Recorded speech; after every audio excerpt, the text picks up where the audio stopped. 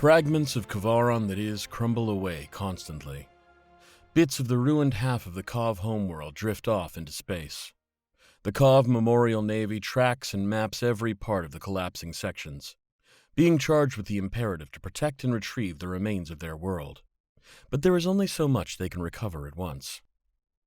The piece which Harkener Sergeant Farakadalar and her small squad have been sent to investigate broke off decades ago. Possible Memorial Vault, one of the precious preserves of Kav artifacts. The KMN, unable to investigate at the time, continued tracking it, a piece of their world which slipped away, tumbling out toward the wormwall, a ring of comets and ice at the very edge of the Sothera system. Only now, as it floats so far from home, do they have the resources to dispatch a mission to investigate. On the long journey out, Farakadalar and her squad pass directly by Kavaron that is, and as Farakadalar watches the glowing red and orange of their broken world drifting outside the ship, a new understanding hums in her belly. Here, in this incandescent catastrophe, is the reason for all her missions. This is why she and all Kav must hold on so tightly to every resource and every artifact. Their people are balancing on the edge of this destruction. Even her boisterous squad is quiet. She normally has trouble getting them to shut up. But then normally they're doing endless shifts ferrying packaged artifacts off-world to the diadem stations, not watching the ongoing devastation of their planet fly past. Then they clear the gravity well, and the ship accelerates into black space. They don't talk about their planet again until they've nearly arrived at their destination. But Farakadalar knows them well enough to tell they're still thinking about that glowing ruin of Kavaron that is. She is too. It's Rokoro who brings it up again. "There's plenty to be done at home. Who would we annoy to get sent off so far, Sarge?" "We're investigating a memorial vault," Farakadalar says. "It's an honor, not a punishment." She herself doesn't mind where they're sent, as long as their mission serves the KMN and she can keep her squad safe, together, successful. Rokoro doesn't seem satisfied. "In that time beyond the long now, when we claim a new planet, when we reclaim Kavaron tomorrow, I'm there." Tikalik lets a grunt of agreement slip between his oversized teeth, and Dornick gives a full-body nod, his green scales glinting. "The Eumidians are like wildcat thieves," Dornick says. "When their terra symbiosis is complete, I'm there too." From the pilot's chair, Heronar disagrees. "Better to start a new Kav world, not picking at alien leftovers. But all Sothera should be—" Farakadalar cuts them off. Approaching target. The ship slows and the white edge of a structure emerges from the darkness. Slowly it resolves into a clear shape. A construction nearly 20 kilometers across. Yes, the size of a memorial vault. But completely unlike anything Farakadalar has ever seen before. Not exactly a cube and not exactly a sphere. The structure consists of endless smooth white arcs, etched through with what looks like a single unbroken dark line. "Image it," she orders. Heronar stabs his claws into the controls, forming the same pattern twice. Makes no sense. What? Our scope's just returning white noise. It can't resolve an image of the installation. Like it's blind to what we're seeing. Farakadalar's belly fills with dread.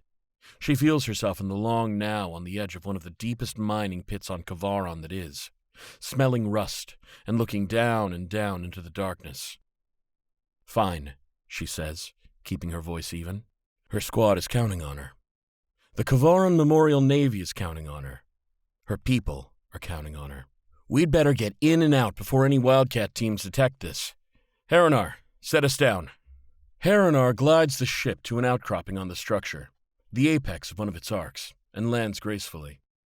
Once they're completely stable, Farakadalar orders the drill to be activated. Like most of KMN's ships, this was once a mining vessel, and can still extract resources if needed. The massive drill extends easily from the front of the ship. With a flick of Heronar's claw, glowing yellow energy dances out, spiraling around the drill as it extends toward the nearest wall. The moment it breaks through, Farakadalar straightens up, the longest horns of her crown nearly scraping the ceiling of the little ship. She hadn't realized how hunched she'd been, how intently she'd been watching the drill. The eeriness of the structure had her wondering, for just a moment, if they wouldn't be able to breach it. But by the time they powered off the ship, geared up, stuck their rebreathers in, and clomped their grav boots down. It all feels like a normal mission. Well, not exactly normal. The area they step into beyond the drilled hole is a spacious, curved room with semi-opaque white walls. They can see through the walls enough to make out dim blue lights coming from deeper in the structure. There are rooms similar to this one, all chained together like cells. All the buildings and stations Farakadalar has ever known are made of straight lines and dark solid metal. This structure is unnatural. Farakadalar crouches to the ground and places her belly flat against the floor. Through the vibrations, she can feel something in the next cell over. There's an object at its center. An artifact of some kind, it must be.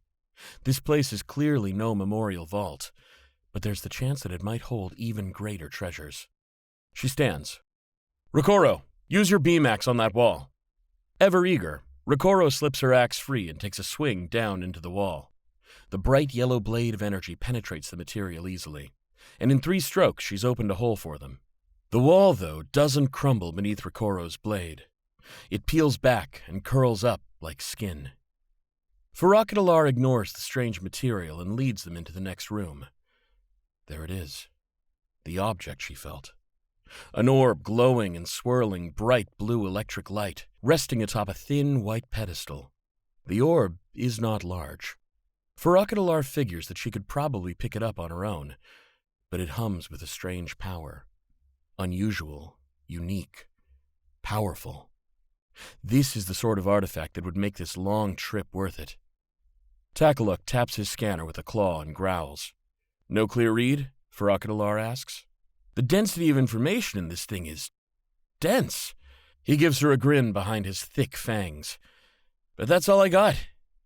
Let's take it to the ship. We need, Sarge?" Rokoro interrupts. "Didn't I just put a hole here?" Farakadalar looks back to the wall they just stepped through. There's still a charred line where Rokoro's axe hacked it open, but the hole itself is gone. "Cut another one." Takaluk tries to scan the wall while Rokoro chops through it again, but Farakadalar orders him to back off and to let her work.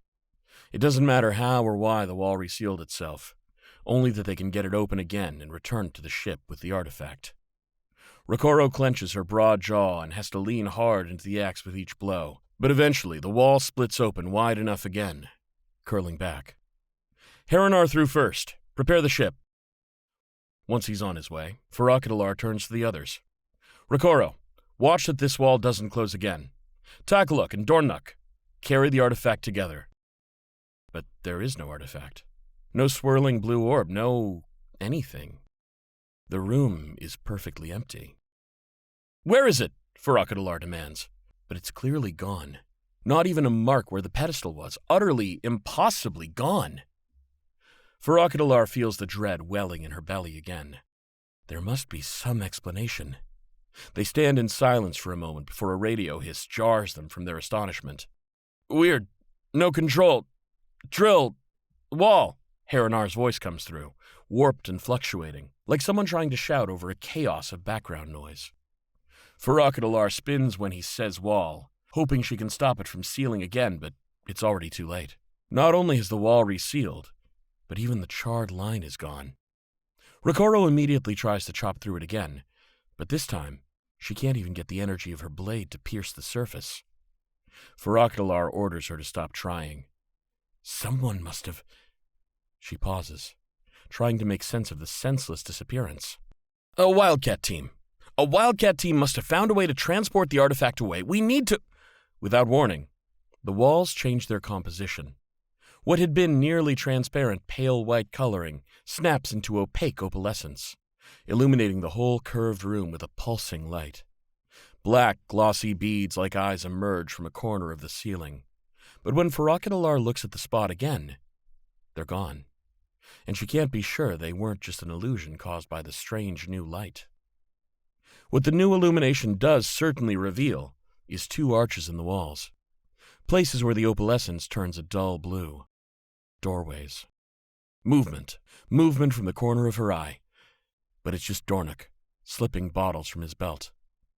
In the space of a single deep breath, he drinks down a full set of bright green combat stimulants, as he's been trained to do before a battle.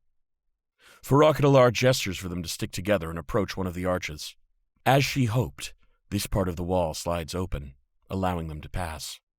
On the other side is a long corridor with many doorways along it, and one at the end. Heronar might be able to guide them if he can get a lock on their armor, but when Farakalar tries the radio again, there's only an unusual oscillating static and a couple choppy words. Limit! Can't!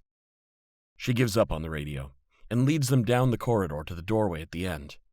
The wall slides open, and she feels the bulky shape of Dornick jump behind her, overexcited and ready to fight.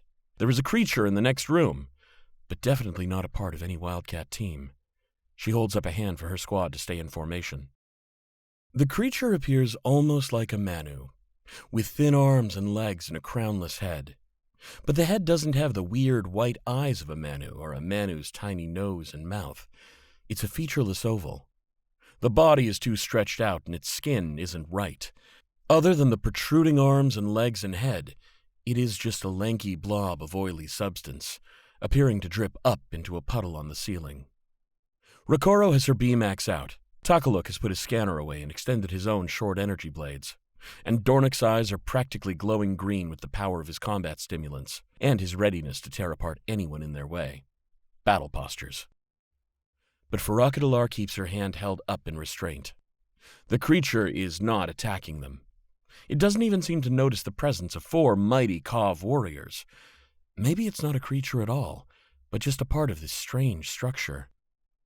Keeping her hand raised, she takes a step closer to the thing. It shows no reaction. Cautiously, she approaches until she is close enough to poke it with a claw. She does not poke it with a claw, but she does gesture to her squad to follow as she moves past it, toward the closest doorway. Farakalar's already through the doorway and into another corridor, trying to guess their next direction when Takaluk shouts. She turns just in time to see one arm of the thing distended, oozing like a tentacle near Takaluk. "It touched me!" Takaluk's big teeth are set in a fierce growl, and he holds his blades high even as the oily appendage is withdrawing. He looks ready to lunge at the creature, but Farakalar orders a sharp, "Out! Out of the room, now!" Once the door has slid shut, and Takaluk has confirmed he was not wounded, or even stained by the touch, Farakalar fixes them all with a glare, tilting her head forward so the horns of her crown are practically in their faces. "We find the artifact. We get out of here." They're all still jumpy, unnerved by this horrible place. Farakalar can feel the jumpiness in her own belly, along with a deep desire to find a way back to the ship and simply fly away from here, all the long way back home. But even if they knew how to leave, they absolutely cannot leave empty-handed. Not when there's clearly an object worth coming home with. She is their sergeant. She needs to keep them focused, however strange things get. "Find the artifact. That's it. Then we go. Understood?" When she's certain they're all back with her, she returns her attention to the corridor before them, wondering which doorway to take.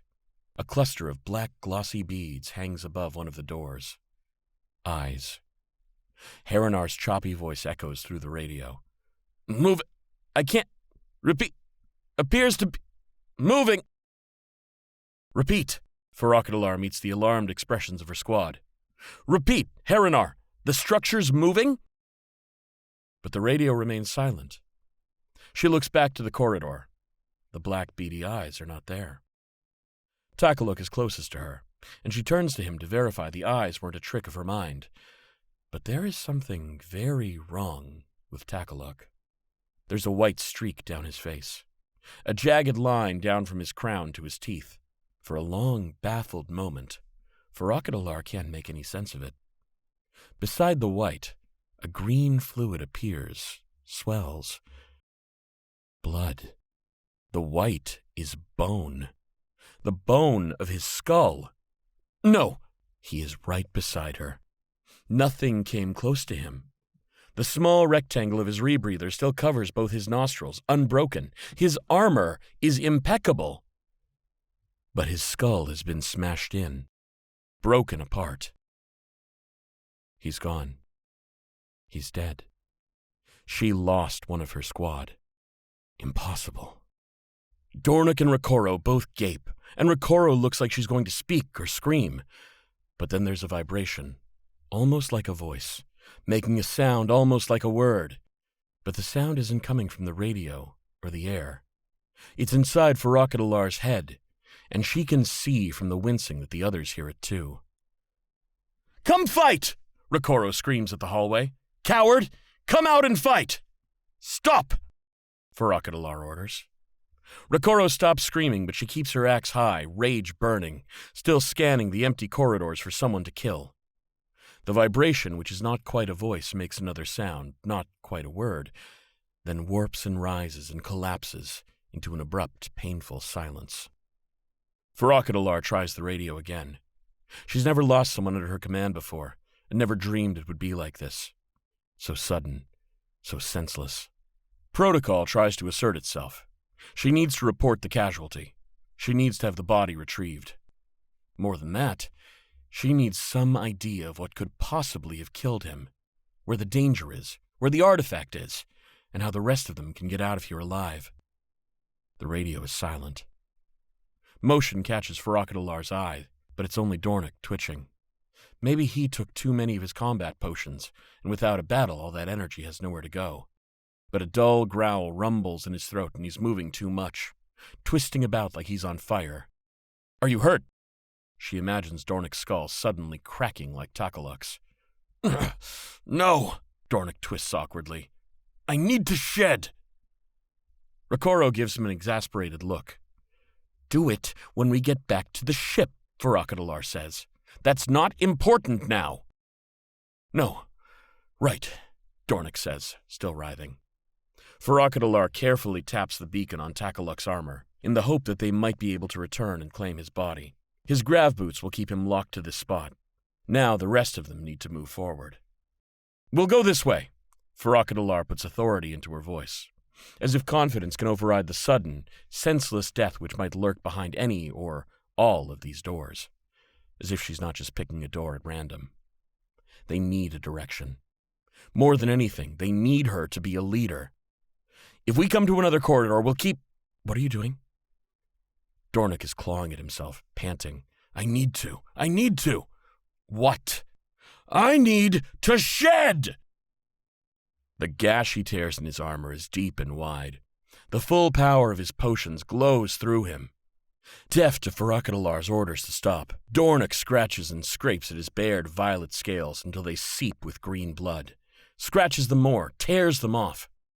Rikoro grabs his arm, tries to hold him down, but he struggles from her grasp, shedding the remains of his armor with his bare claws. Farakadalar lunges for him, but he steps aside, juiced up and too quick. He claws at his face, grabs one of his fangs and snaps it off, screams and runs down the corridor, scraps of armor and skin flying. Farakadalar and Rikoro run after him, but with the stimulants pumping through him, his speed is incredible. They're not going to catch him, but they keep on him. Even after he's too far ahead, down too many different doors in this horrible maze, they can follow him easily. A trail of torn-off bits floats in the air ahead of them. Scales, blood, bone. There won't be anything left of him, even if they ever catch up. Endless corridors, doors, corridors, running, until they go through one door just like the rest, and then a vast open space. They both stumble to a clanging halt. They're standing on a metal scaffolding, out over an enormous open area. An area which looks too big to be contained even within the massive structure they landed on. It's beautiful, lit by swirling light, and curving up and down and around in all directions. Spherical, like the inside of an enormous orb. And there, so far away Farakadalar can barely make it out, on a small floating platform at the center of the massive space, is the artifact. How could it... Farakadalar starts, but her gaze is caught by movement beyond the artifact, on the far side of the spherical space. The distance is so great it has its own texture, but she can see a colored swirl spreading across the curved wall in the distance, a rising electric blue flood of motion. The swirl expands, growing and growing, curving around the outer edges of the space, until it covers the entire hemisphere ahead of them, and is coming toward them from all sides. "What is that?" Rikoro asks. but by the time the words leave her mouth, they can already tell that it is not just one thing. It is millions of things. Millions and millions of tiny insect-like twitches of motion coming at them. Mechans or living creatures, they can't tell. It doesn't matter. It's an unstoppable tide, flooding toward them from all directions. Rokoro tries to run back through the door, but it won't open, and she shouts and claws at it and takes her axe to it, hacking and hacking and hacking. Farakadalar turns back to the orb at the center and jumps from the railing toward it. An impulse, a desperate choice. But suddenly, impossibly, she is right there, as if there had never been any real distance between her and the platform with the artifact. She looks back to Rokoro, hoping she has time to order her to jump, to follow, but there is no time.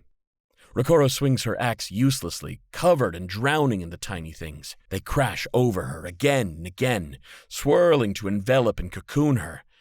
And then they keep rolling, wrapping over each other in waves, compressing and condensing, tighter, down and down, until the whole impossible mass of them is only a single point. Then gone. For a long time, Farakadalar can't look away. There's nothing where Rokoro should be. Gone. Again. So suddenly, so senselessly. She always thought there would be a moment when she could save them. Always thought she could keep them together. On mission. Safe. Alive. She feels her own failure as acutely as if she'd been impaled on an energy blade. This was her fault. This was her mission, and she failed. She lost her squad. No, Harinar is alive. Maybe. She tries the radio again. There's a doorway on the far side of the orb. She can just see it through the distance. Maybe she could jump again and reach it, but the artifact is here, on its little pedestal on this platform with her. She can't flee without it. They have the ship and the artifact. The mission can still succeed. The radio hisses. She can hear Harinar's voice, but not his words. Harinar! I found the artifact. I need extraction. She can hear him speaking, but he isn't responding to her.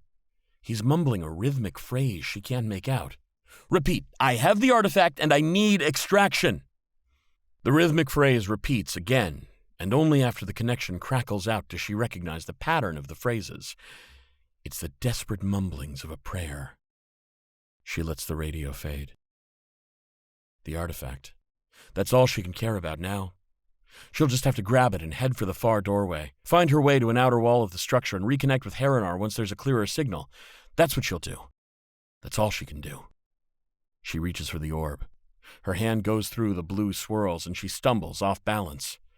In the open space above her, something huge moved when she reached through the orb. But when she looks up, there is nothing. The sound that's almost like a voice buzzes in her head again with not quite words. The image of the white bone of Takaluk's skull rises in her mind, clear and immediate. The sound buzzes again. Her own skull feels like it could crack open so easily. The pressure reaches pain, but the vibration trembles and changes, congeals from chaotic sound into words, spoken in an expressionless voice. Escape is incorrect. The voice seems to come from inside Farakaдаlar's own body, but she stares at the artifact. Escape is incorrect. Escape leads to chaos. Chaos is incorrect. Chaos must be corrected. From the many there must be one. One var. Inevitable 24. Correct. Farakadalar hears only her own breath, quick and shallow in the silence that follows. The var. It is an old myth. It is the myth of a myth. The var. The var who ran from the Eldrazi. The var who fled into their own virtual world. The Hilderhai. A virtual world so disconnected from this one that only a few spots of it still remain in reality. Nodes. Solid physical spaces connected to the vastness of the var's ancient knowledge. 1 billion times rarer than Moxite. An artifact worthy of all their sacrifices. The crack in Takaluk's skull. Dornoch tearing himself apart. The swarm encasing Rokoro. This would make their mission worth even those horrors. The answer to Herenar's prayers. For Akadalar can't look away from the orb, the node. If she can contain it, put it somehow in the Kav's power. She reaches out for the orb again, letting her hand slip through what must be the outer protection, and reaches blindly for the core inside. Her body is pierced. It feels only like pressure for a moment, accompanied by the sound of her armor breaking. But when the pain comes, the agony is pure and total, and overwhelms all else. She jerks her hand out of the orb. Green blood. Her claws are covered in green blood. Dazed with pain, she pushes a single claw beyond the swirling blue surface of the orb.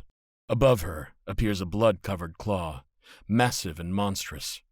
She jerks her hand away and the hideous thing vanishes. She's in the orb already. Already inside the node. Green blood floats through the space around her in drops and ribbons. This is the core, the node. In this orb with her, spots like burned metal appear across her vision, widening. She's losing too much blood to think straight. The voice speaks again, but the words are only vibrations, insects, specks of blood floating around her head. She needs to focus. She needs the orb. The Kav need the orb. They need every advantage. They are balancing on the edge of destruction. She stumbles forward and reaches through the orb again. There's something small inside. She's weak and dizzy, but nothing else matters except the artifact. She grasps at the thing inside, grabs it, won't let it get away. She can feel herself being crushed, can hear her bones crunching, can taste the bitterness of her blood. But she won't let go. She holds on, keeps holding on, harder and harder, keeps closing her fist tighter and tighter and tighter, until there's nothing left.